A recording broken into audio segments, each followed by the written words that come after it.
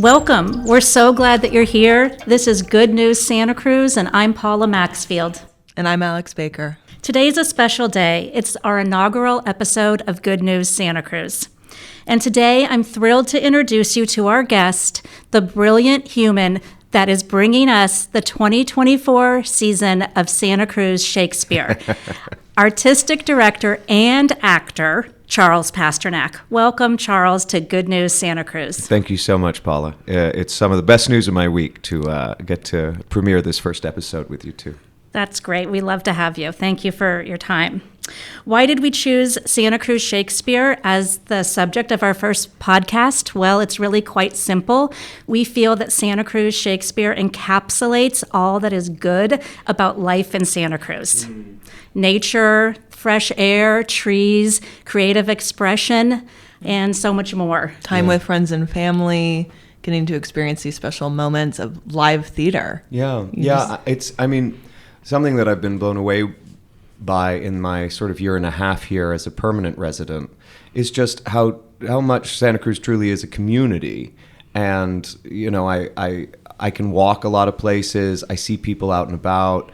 And there's been a lot of discussion of how we've done well post-pandemic when a lot of theaters have struggled. And I think there's a number of answers to that, but I think maybe the primary one is just that it is a community gathering point, that you can sit on the bluff overlooking Monterey Bay. You can have your picnic with your neighbors. You can gather in the theater to hear a story told in a communal manner, and you can bring your wine in, and it's not stuffy, and it's not there's no elitism about it. We're storytellers, and that doesn't mean we don't take our art incredibly seriously. We do, but we're not looking to sort of.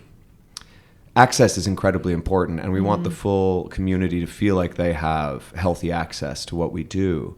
And we do. We live in an age where we're all on screens most of the day, and algorithms sort of feed us our culture. Yeah. And I think a lot of people really feel the loss of communal gathering. Mm-hmm. And it's an honor to be able to provide that. And this community has made sure time and again to save this festival, to raise it up, and to make sure it doesn't go anywhere. So it's... That's great. Yeah. And it really is just such a special place that you have there in the Audrey Stanley Grove, definitely. Yeah. So, Charles, tell us about this season. I mean, this is an amazing season. It's well underway with 3 productions and a 4th production opening on September 13th.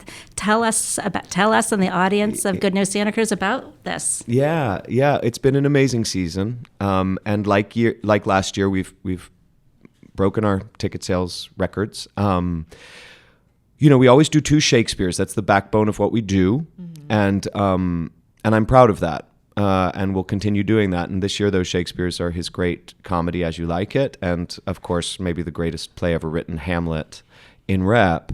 I'm playing Hamlet. It's my, this company has a history of actors as artistic directors leading from the front. It was important to the board.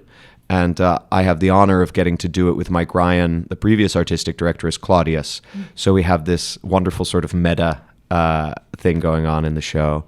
And As You Like It is my favorite Shakespearean comedy, and we were so lucky to have the brilliant Carrie Perloff, who ran ACT in San Francisco for 25 years, come and direct for us for the first time. And just, it's an amazing company. And then we paired that with our non-Shakespeare this year with The Importance of Being Earnest, Oscar Wilde's masterpiece of a comedy of wit. And I was surprised when I took the helm here to discover that in 43 years of both Shakespeare Santa Cruz and Santa Cruz Shakespeare, we had never done this play. And our longtime director, Paul Mullins, who is a festival favorite and a brilliant man, was kind enough to take the helm and direct it for us and put together a really brilliant comedy that is breaking all our ticket sales records. Yeah.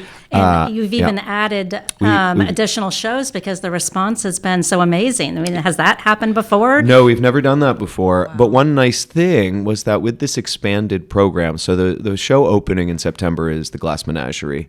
Tennessee Williams' great first, not his first play, but his first great success.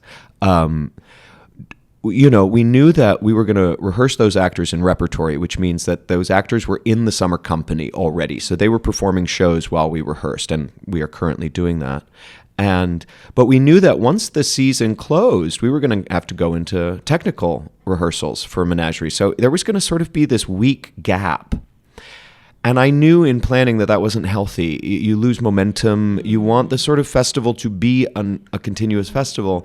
So the compromise, or maybe the cleverness, was to make sure that all the actors in Menagerie were in earnest, and that we'd retain Ernest for an extra week to run another weekend, hoping it would be a success, and in this case, succeeding in that hope. And that meant that while we tech the show, for the next weekend, we will also perform for another weekend. And that gave us space when we saw that we did have a hit to look at that weekend and go, we could carve out another show or two here because the people want it. And so it's the first time we've done it, but it's also the first time we've ever sort of had access to that performance time to do it. That's amazing. So our expanded programming sort of opened the door to that. And do you feel like that's something that you'll replicate in the future because the response has been so amazing? Absolutely. Whether it works exactly the same way every year, I don't know. But, tonight I will be giving our season announcement for the 2025 season. I could maybe spoil it here if you wanted me to, because this will come out after the announcement happens. Yes. So I'll leave that. We will not be breaking the news. But our non-Shakespeare next year will again run an extra week. And whether everyone in the fall show can be in that show, I don't know yet. I'm going to try to make that happen because, just frankly, that's financially the most responsible thing to do. Sure. But the model works, and the repertory model, this is my soapbox, and I won't get on it for long, but the repertory model, one company of actors doing multiple shows, was what most of the regional theaters in this country were founded on. Often resident companies, which means they were paid year-round and lived in that place, which is not what we're talking about. But at least the repertory model of one company that does multiple shows. It has largely been abandoned across this country. And I think that's a great shame, both artistically and for communities who get to feel like they know these actors and see them in lots of plays and get their local stars, their Paul Whitworths and Mike Ryans and Patty Gallagher's, in our case. But also it makes a great deal of financial sense. It takes a little less ego on the side of the artistic director or artistic planning, because you actually have to plan for that group of artists instead of just picking whatever you want to do and then plugging in who you find. So I'm so proud of our repertory model, which is making this expansion possible. Not without its risks, sure, but possible in a reasonable way. And you definitely have had to take risks with this season, and they seem like they've really paid off. So far, so good. So it's really so great. far, so good. We'll see. Yeah. So would you say that, if someone, how would you describe how you're different than other theater companies? Would you say it's the repertory model? Are there other things too how you're different from other theater companies? Yeah, that's a great question. It is the repertory model, most certainly, which less and less companies are using, although summer Shakespeare festivals still retain it. Many do, at least. I'm also invested in company. I haven't done it yet, but within the next few years, I want to make I want an official company here, an official sort of log of artists that I commit to. Most years, I can't necessarily commit to everyone every year, but most years. And in response, they commit to me most years. And the idea being that our community gets their hometown team. And, I'll bet we could get donors to sponsor artists. I already know, we're doing a big push on our Christmas Carol this year. Sure. And part of that push is that Mike Ryan, the former artistic director and actor that's been here 25 years, beloved by the community, is starring as Ebenezer Scrooge. And I do think that's healthy for our community. I know our community members love that. So yes, he's such a beloved person in this area for sure. So I'm invested in company, and most theaters in this country no longer are. And I'm also, this may seem like a silly thing to say, I'm invested in Shakespeare and in great plays, classical plays of muscularity of language, And a lot of great theaters were founded on that idea, but less and less theaters these days remain committed to it. And I remain passionately committed to it. So in a way, we're not doing anything new. We're actually just more committed to the model that built this institution than a lot of other theaters seem to be at present. So I think that's sort of what sets us apart beyond the magic, as your introduction captured perfectly, the magic of seeing these great plays outside under the eucalyptus trees and the redwood trees in our beautiful grove in the Monterey Bay. And I mean, just the magic of that experience is a different experience than what can be a pleasant experience, but it's certainly a different experience than going to an indoor theater. Anything else you do, you really have to do away from that theater and then come to that theater. You know, you sit in it, you watch a show at the end, you go somewhere else again. Whereas we create a full, if you want to take advantage of everything, we create a full evening of experience or afternoon of experience. And what a great experience it is. Yeah, I think thank Alex you. and I both know, because we have been so lucky to be able to work with you to publicize the season. And we've also been able to see all of the performances, and they're all so different and they're all so good. Thank you. Can't wait for the Glass Menagerie September Yeah. 13th. That's going to be wonderful. Well, and you know, just as a quick, to send the praise both ways, we're very lucky to have Miller Maxfield. This is Thank you. No, truly. I mean, the ability to deeply connect to a community and to, you know, I've worked with plenty of theaters where, you know, it's not always easy to do marketing in-house. But often that means you're going to a big company that almost certainly isn't located in the city you're located in, and you know, has algorithms to help you with social media. And there's nothing wrong with that. I'm not necessarily putting it down, but to have a company like yours rooted in this community, that knows this community, that has sponsorships in this community, and will often, you know, when I call about advice or something, you know, you're just, you know what's happening. And so it's been a great pleasure for me in the last year and a half to get to meet this community with you. So I want to thank you for that. Well, that is so awesome to hear. When we love working with you, Charles. So yeah, this is great. Well, with so many things to do in Santa Cruz, and I think sometimes people think of, when they hear Santa Cruz Shakespeare, they're thinking maybe this is not for me. Right. So with so many things to do, activities and whatnot in Santa Cruz, what would you tell somebody who is considering theater experience or something else? Like, how would you say that their lives would be enriched by going? Totally. Yeah. I mean, I'd start with, I'm repeating myself, but I'd start with the communal aspect. Come join your neighbors. Come join your community. Come join this beautiful community. I know some people are a little intimidated by Shakespeare. I have two pitches. One is, give us a chance. I think what we do is really special and wildly entertaining, you know.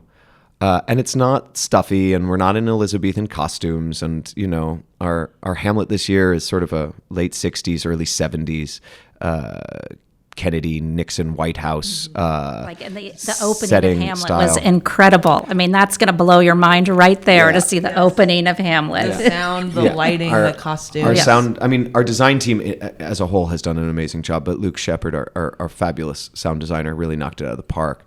And, you know, and our As You Like It is filled with music, original music by this brilliant English musician named David Coulter, who Carrie introduced us to, and who loves it here so much that he's looking to move to Santa Cruz. Oh, I love it. And so I would first pitch, it's not the stuffy Shakespeare you think it is. It's honest, it's rooted in the text, but it's a very exciting interpretation of the work. And second, if we don't win you over, or if you don't want to give us that shot, we offer a non-Shakespeare every summer, and let that be your gateway. You know, come, and if you love it enough, and if you see Ernest, I think you will love it enough, maybe you will give the Shakespeare a chance. But the work is so the pitch is, come be a part of the community, which involves being a part of storytelling, which involves being, to some extent, egoless in an audience. You know, an audience becomes a unified group. It's a way of sort of letting go of all of these echo chambers we're in right now. Again, this algorithm-fueled world. And I don't have a flag to plant on that per se. I just know that we lack experiences with other human beings these days in a way that I don't think the culture lacked 10, 20, 30 years ago. Right. Even. And more and more, I think it's vital. So I think you'll feel refreshed, entertained, amused, moved, inspired. I would encourage somebody to give it a shot because I think it has more to offer than a lot of the beautiful experiences here have. Even though I encourage you to explore those as well. Santa Cruz is an incredible place. Sure. But in one aspect, we're offering something that nobody else is offering, and so that would be my sort of airplane pitch or whatever you call it, Definitely. elevator pitch. I think that it's true. It's a very, very unique experience. Nothing even comes close to it. No, and it can be a full day or a full afternoon. It's not just showing up, plopping down in your seat. You're getting there, you're picnicking, you're running into old friends. And right. Then, there's meeting people too. Yeah, there's like the meeting. seating people you're sitting next to. It's always fun to chat with those folks too. And we have such a supportive, wonderful board, and they're out hawking raffle tickets and talking people up, and and if you don't want to be talked to, they'll move past you. But the amount of pressure. But the amount of smiles I see out in that picnic area. I mean, most shows, if I have time, and I really try to have time every show, I give our beer garden a wander. I give our picnic area a wander, and I sort of wander by tables, and some people don't look up at me, and I walk right by, but some look up, catch my eye, seem like they want to talk, and we have a very active relationship with our community, which is another thing I think other theaters lack to some degree. Because I also don't think they have the access to this wide open area where multiple people come and hang out before the show. And you're approachable. You want to be approached. I want to be approached. Instead of being somebody that's like behind a door. Yes. And our board wants to be approached. And people have feedback, and we're very thankful for it. It's much of it is positive, but many, parking or shuttles or the sunshade during matinees. Right. We're very honest and active about the fact that we always, every year we want to be improving, and that's an endless process.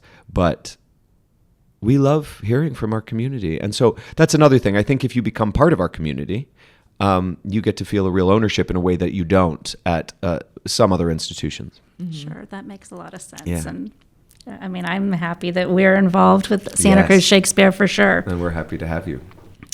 So is there anything else that you would want to say about the goodness of Santa Cruz Shakespeare that we haven't covered? Not that we haven't covered, beyond saying that, in one form or another, we've been here for 43 years. That's amazing. And it's a core part of the identity of Santa Cruz to so many people. I even in just my time, both as an actor and artistic director, there have been a few moments where this community had to rise up and save this theater, and did. And so now I encourage you to come enjoy your labor, you, the community. You gave us this. And now our commitment is to providing this community with year-round programming. Not immediately, but one step at a time. So this year we're adding a fall show and a Christmas show. And within the next year or two, we'd like to add a spring show. Within another 2 or 3 years, we'd like to make the fall a repertory, so maybe more than one show. These are all ambitious. Exciting. Yeah. But we need the community to come out and tell us they want this, So we want to offer these things year round, and the Grove can manage that maybe 6 months. Sure. And otherwise we'll need some indoor spaces, and that's an ever evolving conversation. But which you're doing with Carol at the we're Vets doing Hall. Carol at the Vets Hall downtown, and they've been wonderful partners. And it's great for Carol. It's not necessarily the home we want for every show, although it could be. I don't know. It's an evolving conversation. Right now, we're not thinking about the spring because it's not the next on our agenda. Sure. But I'm committed to doing one thing each year that scares me. And this year, Ooh. yeah. Like a musical. It's a mantra, one thing each year that scares me. Exactly. And this I year like it's that. the expanded programming. This Okay. year it's the fall and the holidays. And That's two things. well, you can call it the expanded programming as one thing, but yes, it is 2 shows. It is 2 shows. We went big. So that's the last thing I'll add. Just that it's a gem, and I hope the community will. If you haven't given it a shot, give it a shot. You know, there's one more week of the summer, and there's all of September for Glass Menagerie, and then November and December will be, really December, but end of November, will be Christmas Carol. And I know Christmas Carol will be a door to members of our community that may not come see the Shakespeare. And that's the hope, that we give this community a yearly holiday tradition, but B, that if you come and get access to our work through that, especially for young people to get access to our work through that, that maybe they'll be inspired to come check us out during the summer as well and see what else we do. So that's the hope. Fingers crossed. That's awesome. I mean, if you know, you know. And if you Yeah. don't know, then you need to know. Yeah, You yeah. need to get up to Santa Cruz Shakespeare this summer and check them out for the fall season. Yeah, you don't want to miss it. It'll be too late. Yeah. Yeah. Well, Charles, this has been great. Thank you so much for coming and spending your time with us when you're in the middle of your season and there's so much going on. It's an honor. It's been great Thank to have you. I'll just pitch our website, santacruzshakespeare.org. By the time this comes out, the 2025 season will have been announced. I think it's very exciting. And I just can't thank you both enough. I love that you're doing this. And I wish you wild success with it, as with all things. Awesome. Thank you so much, Charles. Thank you. Thank you, Alex. Thank you, Paula. And now for our Make It Happen moment. Not only do we want to bring you good news, we want to bring you good news you can use. And this one is simple. To get in on some of that Santa Cruz Shakespeare goodness, do yourself a favor and catch the Glass Menagerie running through September 28th. Just go to santacruzshakespeare.org, check out those performance dates, and make it happen. This is Good News Santa Cruz. Thanks for listening and keep smiling.